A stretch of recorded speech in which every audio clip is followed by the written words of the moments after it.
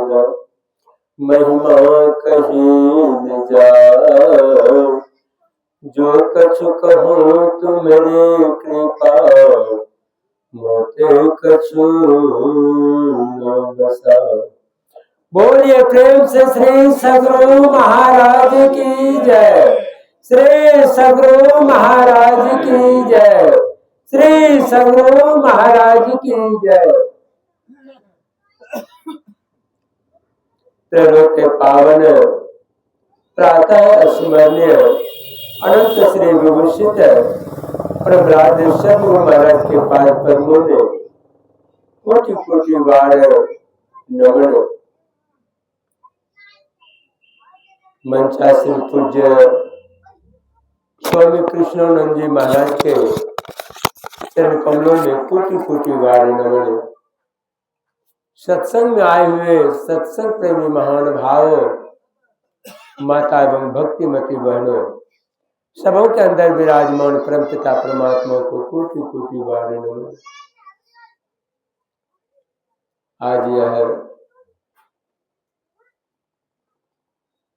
सत्संग में हमारे रघुनाथ बाबू अपने पुत्र के पुण्यतिथि के शुभ अवसर पर यह सत्संग करवा रहे हैं।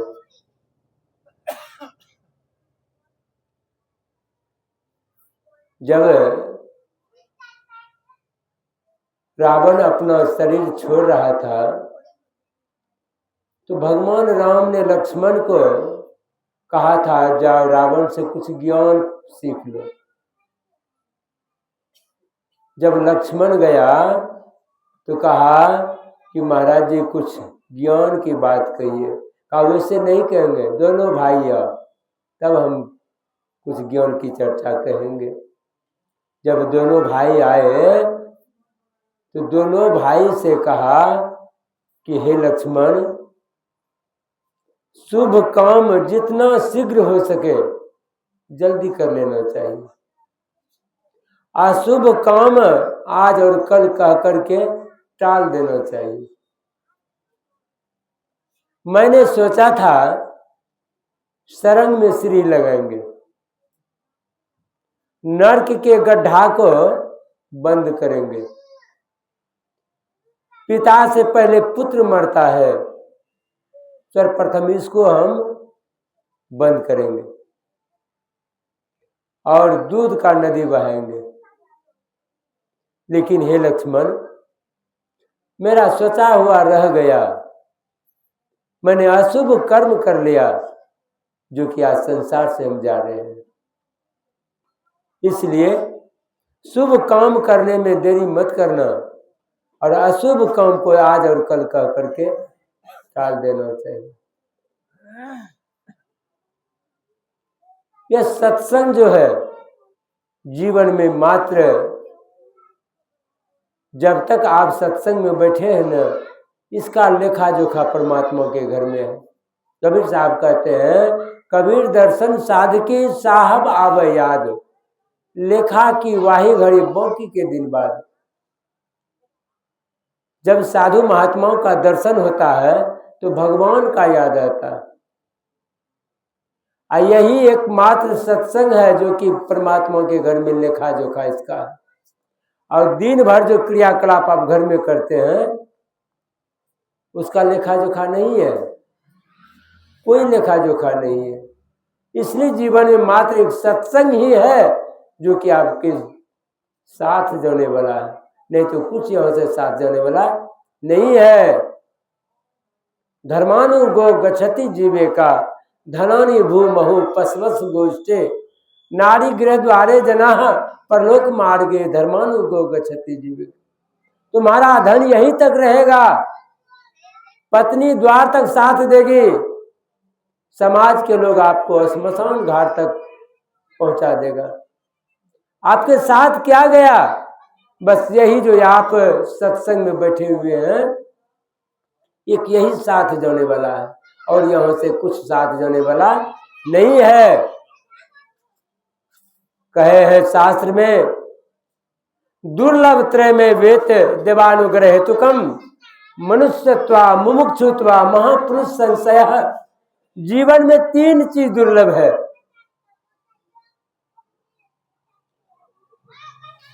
जीवन में 3 चीज दुर्लभ है। मनुष्य शरीर, मुक्ति का मार्ग और साधु का दर्शन। बड़ी मुश्किल से यह दर्शन होता है। मनुष्य शरीर इतना दुर्लभ है कि 84 लाख योनि भ्रमण करने के बाद यह शरीर प्राप्त होता है। साधु का दर्शन भी दुर्लभ है और मुक्ति तो साधारण नहीं है, जो कि तुरंत आपको मुक्ति छुटकारा मिल जाएगा। बड़ी मुश्किल से दर्शन होता है। तो यह मनुष्य शरीर परमात्मा ने जो दिया है, भक्ति करने के लिए दिया है। यदि जीवन में आपने थोड़ा सा भी भक्ति कर लिए तो यह अन्य योनि में नहीं जोने देगा। कहा है नेहा भी कर्मणासो अस्ति प्रतिवायो न विद्यते स्वल्प मापस्य धर्मस्य त्रायतो महतो भयात्। भगवान कृष्ण अर्जुन को कहते हैं, हे अर्जुन, यदि जीवन में थोड़ा सा भी आपने भक्ति कर लिया तो महाभय से जीव बच जाता है। वह महाभय क्या है? मनुष्य शरीर के अलावा अन्य शरीर में चला जाना, यही सबसे बड़ा भय है। अन्य शरीर से आपको बचा लेगा ये भक्ति। अर्जुन कहते हैं भगवान से, भगवान यदि मानव नाम दाम ले लिया, थोड़ा समय किया और शरीर छूट गया, क्या उसका अधोगति तो नहीं हो जाता है?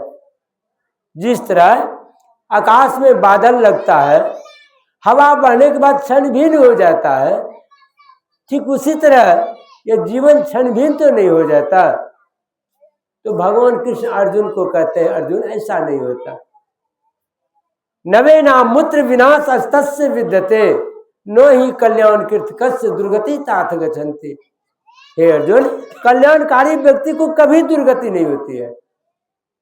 जब भी होगा मनुष्य शरीर मिलेगा, अन्य योनि में नहीं जा सकता है। देहि नित्यम बद्यो अहं देहे सर्वस्व भारत तस्मात् बाणे भूतानि न तुम स्वस्ति महर्षि। हे अर्जुन, यह जीवात्मा अन्य योनियों से भ्रमण करते करते एक बार यह मनुष्य शरीर पाता है। यदि मनुष्य शरीर पा करके यदि ऐसे संत सदगुरु के शरण में जाकर के थोड़ा सा भी नाम दाम लेकर के भक्ति करना प्रारंभ किया, हे अर्जुन, अन्य योनि में नहीं जा सकता, पुनः मनुष्य शरीर मिलेगा। ते तंग भुक्त्वा स्वर्गलोके विशालं त्रैधर्म मनु प्रपन्न गतागतम काम कामान लभन्ते।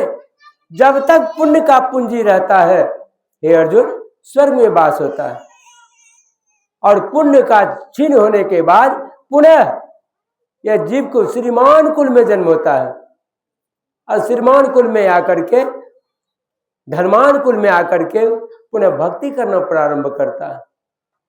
जब तक इस जीव को मुक्ति नहीं होती तब तक प्राय मनुष्य शरीर ही मिलेगा, और मनुष्य शरीर में आकर के भक्ति करके पुनः मुक्ति को प्राप्त करते हैं। शास्त्र में आया है, पिंड पाते या मुक्त है स मुक्ति न तुम मन्यते देहे ब्रह्मत्व में आते जलाना सौंदर्य था अनन्यता यदा याति तदा मुक्त है सह उच्यते। मरने पर जो मुक्ति होती है वो मुक्ति नहीं है। अरे मुक्ति तो जीवित अवस्था में जीव ब्रह्मत्व को प्राप्त कर लेता है, उसको कहते हैं मुक्ति। एक आदमी निमंत्रण कार्ड लेकर के गया, उसमें लिखा हुआ था नैनंग छिदंती सहस्राणि नैनंग दहती पावकः नो चैनंग के लिए त्यापो न स्वस्ति मारुतः। कहा आप पढ़े लिखे हैं? कहा ग्रेजुएशन किए हैं। कहा इसको थोड़ा सा पढ़िए। पढ़ा थोड़ा बहुत। कहा इसका अर्थ जानते हैं? कहा नहीं बाबा, उतना हम नहीं जानते हैं। पढ़ा लेकिन गढ़ा नहीं। यह जीव जो है, जीव यह मरता नहीं है, यह जीव अजर अमर है, इसका नाश नहीं होता।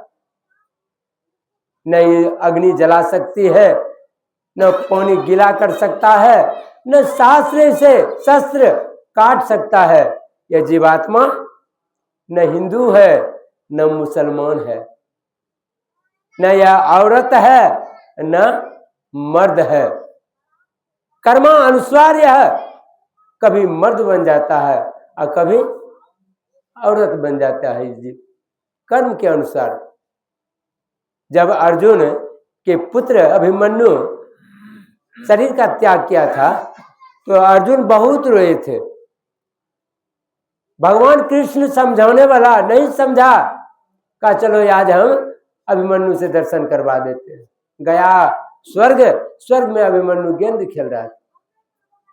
जैसे देखा अर्जुन जाकर भाड़ पंजा पकड़ा, इतना जोर से डांटा अभिमन्यु, कहा एक बार हम तुम्हारे गोत्र से जन्म लिया है तो आप बेटा बेटा कहने के लिए यहां तक पहुंच गए हैं,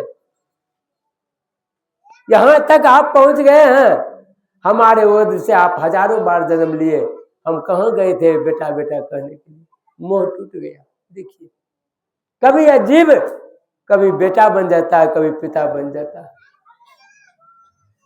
यह जीवन जो है मनुष्य शरीर परमात्मा ने दिया है भक्ति करने के लिए। इसलिए कहा जीवन मुक्त ब्रह्म पर चरित सुनहि तज ध्यान, जे न हरि कथा करहि रते तिनके ये पाषाण। महापुरुष भी समाधि छोड़ करके सत्संग के वचन को सुनते हैं, और जो सत्संग के वचन को नहीं सुनते उसका हृदय पत्थर के समान है। इसलिए जीवन को बनाने के लिए शांति पूर्वक सत्संग को सुनना चाहिए, शोरगुल नहीं होना चाहिए। सत्संग शास्त्र में आया है, काग चेष्टा बको ध्यानम स्वान निंदा तथैव च यल्पहारी गिरस्तागी विद्यार्थी पंच लक्षणम। विद्यार्थी को 5 लक्षण याद रखना चाहिए। कौवा के तरह चतुर होना चाहिए, बगुला की तरह ध्यान रखना चाहिए, कुत्ता के तरह नींद रखना चाहिए, इतना चतुर रहना चाहिए। कामम क्रोधम तथा लोभम स्वाद श्रृंगार कोत के अति निंद्रा अति सेवा विद्यार्थी अष्ट वर्जित। विद्यार्थी को 8 चीज वर्जित रखना चाहिए। ये सब लक्षण को याद करके रखिए, जीवन में उतारिए। इसलिए जीवन को बनाने के लिए सत्संग है। इसलिए भगवान राम ने प्रजाओं को बुला करके कहा यहाँ तो सुख है, लेकिन यहाँ से जाने के बाद वहां भी सुख मिले। इसके लिए प्रजा को बुला करके कहा बड़े भाग मानुष तन पावा, असुर दुर्लभ सब ग्रंथ ही गावा। बड़े भाग से मनुष्य का शरीर मिलता है, कि बार बार नहीं मिलेगा। 184 भरमी के पांव पर अटके आ, अब की पासा न पड़े तो फिर 84 जाए। यदि आप इस जीवन में भक्ति नहीं किया तो याद कर लीजिए फिर यह 84 लाख जोनी में चला जाएगा। इसलिए कहा 30 लाख स्थावर जनो, 9 लाख जलचर मानो, 11 लाख कृमि कवि गाये, 10 लाख पक्षी गण सुहाये, 20 लाख पशु जानहु भाई, और 4 लाख बानर समुदाय। जब यह 84 छुटी जाइए तब मानुष तन पई। कितना कठिन है। यह कठिन रास्ता को तय करना, एक बार परमात्मा ने यह सुंदर शरीर दिया है, कितना अच्छा शरीर दिया है। यह शरीर पा करके हम आज और कल कह करके इसको हम हाथ से गंवा रहे हैं। कहाँ जाएगा यह जीव? फिर वही 84 लाख जोनी में चला जाएगा। बड़ी संकट है आगे में। इसलिए इसी जीवन में जो कुछ करना है बस इसी जीवन में कर लेना है, जो कि आगे आपको समय फिर नहीं मिलेगा। इसलिए कहा साधन धाम मोक्ष कर द्वारा पाए निजे परलोक समारा। यह शरीर जो है साधनों का घर है, मोक्ष का द्वार है। इस शरीर में ही है, दूसरे शरीर में नहीं होगा। सोचने का शक्ति आपको अन्य जोनी में नहीं है। जो कुछ भी है मनुष्य शरीर में है। इसलिए साधन कीजिए। परमात्मा यह शरीर दिया है साधन करने के लिए। कहीं बाहर वह परमात्मा नहीं है, आपके अंदर में वह परमात्मा है। हमारे पूज्य कृष्णानंद महाराज आसीन हैं। हम लोग उनसे विशेष रूप से अमृतमय वाणी से लाभ उठावेंगे। बोलिए प्रेम से श्री सद्गुरु महाराज।